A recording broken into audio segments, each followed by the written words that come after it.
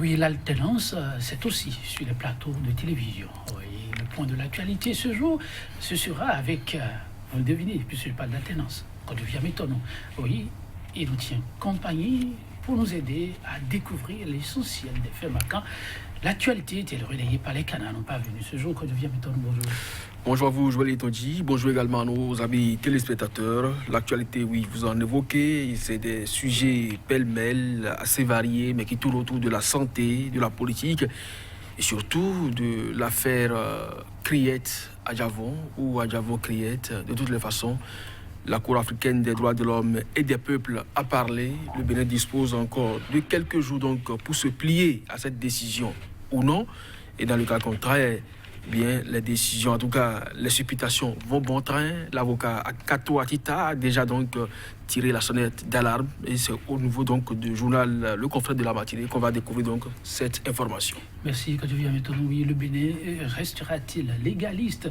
En tout cas, des voix avisées donnent l'alerte et montrent les voies en pointe. Et si éventuellement, tout autour du chef, on se perdait de chemin. Kodovia Metono, nous allons démarrer avec... Le quotidien La Dépêche qui, justement, donc, parlant de cette affaire, affiche donc en grand titre injonction de la CADHP et les conséquences de droit pour le pays. Les réactions de Maître Isiaka et Amnesty International Bénin à retrouver donc dans les colonnes du journal. Et puis, parlant donc des périodes de fête, le département du jour s'illustre négativement des boissons et produits alimentaires saisis dans les marchés. Ces produits donc sont de fausses fabrications. Et puis entretien avec le professeur Josué Avakoujo, s'occuper davantage de sa prostate pour préserver sa longévité. Le journal La Relève, action citoyenne et engagement politique, Séverin Adjovi, l'homme politique qu'il fallait, s'exclame le quotidien. Et puis naissance du bloc dynamique unitaire pour le développement, Valentin Dicticoulé opte pour une gouvernance participative. La compassion envers tous et le dialogue entre tous est une priorité. Et puis l'Afrique en marche, cette fois effectivité de la nouvelle grille tarifaire JSM. La rupture ruse avec le peuple grâce à l'ARCEP, son bras armé. Et puis avertissement aux poseurs d'affiches à l'effigie du chef de l'État. La réaction de Koupaki en déphasage avec la réalité, ennuyé à la présidence. Il prêche dans le désert. Le confrère de la matinée entretient tout homme de plus de 50 ans devrait consulter un neurologue pour connaître son statut vis-à-vis du cancer de la prostate, dit le professeur Josué Avakoujo. Les hommes devraient s'occuper davantage de leur prostate afin de préserver leur longévité, a-t-il prévenu. Décision de la Cour africaine des droits de l'homme et du peuple sur le dossier à Djavon. Maître Kato Atita évoque les lourdes conséquences en cas du non-respect et puis création tous azimuts de blocs politiques au Bénin. L'autre insuffisance des tests adoptés presque à l'aveuglette. Le nouvel observateur face à la mesure conservatoire de la CADHP. Le gouvernement béninois peut-il se biffer? Entretien avec le professeur Josué Avakoujo. Mais connaître la ruine économique qu'infligent les cancers serait donc suicidaire pour une économie ambiante. Et puis autorité de régulation des communications électroniques de la Poste, l'équipe de Flavie Chabi, toujours dans l'inconstitutionnalité. Le pays émergent, mesures provisoires relatives donc au dossier Sébastien Adjavon, la criette, dos au mur. Patrice Talon contraint de s'exécuter. On verra si oui ou non sous la rupture du moins, le Bénin serait un État voyou. Le non-respect donc de la décision de la CADHP sera lourd de conséquences selon Maître Moustapha Isiaka. Maître Kato Atita invite Talon à prendre en exemple Kérékou 3 pour améliorer sa gouvernance. Et puis matin libre d'ailleurs pour terminer. Refus du culte de la personnalité, revirement comique de la présidence, de la poudre aux yeux des Béninois à la veille des élections. Et puis, secteur de l'éducation, une crise en gestation. La FECED COSI contre l'évaluation des enseignants. L'UNAPEB dénonce donc la ruine de l'école béninoise. Joël Djetonji. Merci à vous, Kodjovi. Maintenant, oui, que deux sujets évoqués ce jour. J'ai bien envie de commencer par Matin Libre que vous avez en main. À la une, on peut lire revirement comique de la présidence. À quoi nos confrères font-ils allusion? Oui, il n'y a que le journal La Dépêche également, bien que l'Afrique en marche également l'a écrit. Pascal Irénée Koupaki, le secrétaire de la présidence de la République, qui a sorti un communiqué invitant les citoyens à dégager les affiches à l'effigie du chef de l'État, puisque selon donc les termes du communiqué, nous ne sommes pas donc en période électorale. Un peu comme pour dire que le chef de l'État gère dans la sobriété, il refuse donc le culte de la personnalité et que par conséquent, toute affiche en cette période-ci ne s'y prête point. Oui. Revirement comique de la présidence, écrit le journal, de la poudre aux yeux des Béninois à la veille donc des élections. C'est bien sûr le titre du journal Matin Libre que vous avez donc cité en exemple. Oui, simplement pour dire que on en a vu plus que ça dans ce pays. On a dénoncé sur ce plateau le ministre de la décentralisation qui est allé donc organiser un meeting à Zé pour soutenir les actions du chef de l'État. Il s'agit bien sûr du Barnabé Dassigli. Et donc, quand ça se passe comme ça, et tous les jours, vous avez donc des banderoles que vous suivez, que ce soit à la télévision ou sur les forats, qui donc vantent les mérites de la gouvernance talon donc du chef de l'État à l'appui, et que aujourd'hui on interpelle des citoyens qui veulent mettre donc sur la place publique ce que vous avez toujours affiché, mais de façon hypocrite.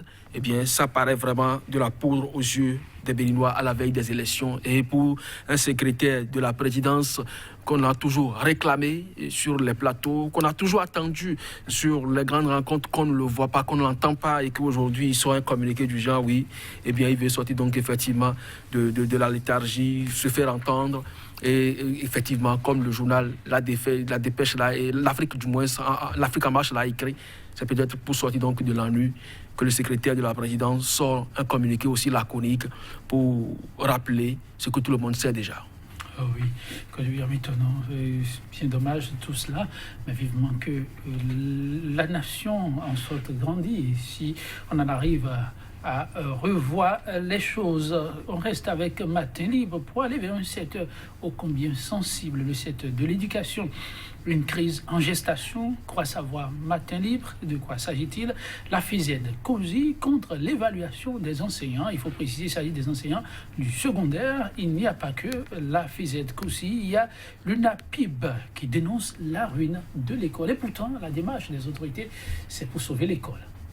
Vous croyez-vous? En tout cas, c'est ce que disent les autorités. De toutes les façons, je voulais te dire, il s'agit des enseignants vacataires qui représentent aujourd'hui plus de 110% du personnel enseignant qui interviennent dans le sous-secteur de l'éducation du niveau secondaire. Alors, lorsque vous évoquez donc ces différentes associations ou regroupements qui défendent donc les intérêts de ces enseignants, qui estiment que ce n'est pas opportun de les évaluer, encore que nous sommes en plein dans l'année scolaire en cours, et mieux, demandez-vous, ça a fait du bruit ici avec la CSTB qui avait refusé à un moment donné qu'on évalue les enseignants formés dans les écoles normales de formation. Aujourd'hui, est-ce que vous avez les résultats de cette évaluation? Pourtant, c'est des fonds publics qui ont été décaissés pour organiser ces évaluations. À quoi ça retourne véritablement si, à la fin, on ne puisse pas publier les résultats de cette évaluation? Pendant ce temps, l'école se meurt, on réclame des enseignants qualifiés de part et d'autre, que ce soit du primaire jusqu'à l'université. On n'en trouve pas, on évalue des enseignants, on ne publie pas les résultats, on ne sait pas pourquoi on le fait. Aujourd'hui, c'est les vacataires qu'on veut évaluer. Ces vacataires, ce n'est pas l'État qui les a recrutés. D'une manière ou d'une autre, ce sont les responsables d'établissement avec l'association des parents d'élèves qui s'entendent pour répondre donc au groupe pédagogique que réclame un collège, recruter donc le nombre d'enseignants vacataires qu'il faut. C'est vrai, à un moment donné, l'État s'est mêlé à la danse, mais on a l'impression qu'on a beaucoup plus satisfait ces courtisans, ces partisans politiques, puisque au fait, à la pratique, on a l'impression que ceux qui sont recrutés ne sont pas véritablement qualifiés pour le job. Résultat, on a été obligé donc de recourir à ceux-là qu'on avait à un moment donné écartés. Ça voudra simplement dire que c'est des gens qui ont déjà du métier et on ne sait pas véritablement ce qui se cache derrière donc, cette évaluation. Moi, je ne sais pas, au-delà donc, de cette lutte que mènent ces associations, il faut que le bien fondé donc, de la cause soit justifié et que le ministre Maouno Kakpo monte encore une fois au créneau pour justifier ce pourquoi ces enseignants en pleine année scolaire doivent être évalués. Ah oui, ils l'attendent de pied ferme, ils disent que c'est contraire au test. Ça chemine vers un bras de fer entre autorités. On passe à autre chose, au nouvel observateur, autorité de régulation des communications électroniques et de la poste à cette Bénin. Le sujet était évoqué hier, mais ça revient sous d'autres formes. Le nouvel observateur croit savoir que c'est l'ACEP qui conduit le gouvernement droit dans le mur. Je lis l'équipe de Flavien Tchabi, toujours dans l'inconstitutionnalité, c'est-à-dire un bureau qui ne respecterait pas la Constitution, qui serait en train maintenant de prendre des décisions pour la République. Les confrères vont aller chercher trop loin là. Bon, est-ce qu'on peut encore dire ça aujourd'hui avec la Cour Djobero? Parce que, oui, mais je veux te dire, vous savez, jusqu'à un passé récent, on nous avait dit que les décisions de la Cour sont sans recours. Mais aujourd'hui, elles sont suffisamment remuées, toilettées, corrigées au besoin. Donc ça voudra simplement dire que cette décision qui rend illégale donc cette équipe de Flavien Tchabi, c'est la Cour Olo qui l'avait rendue.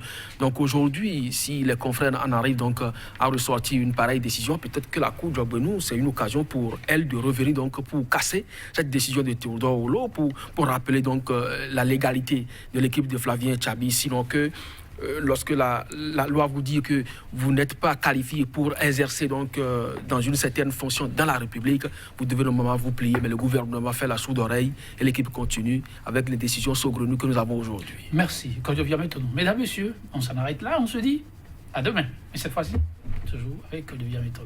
Au revoir.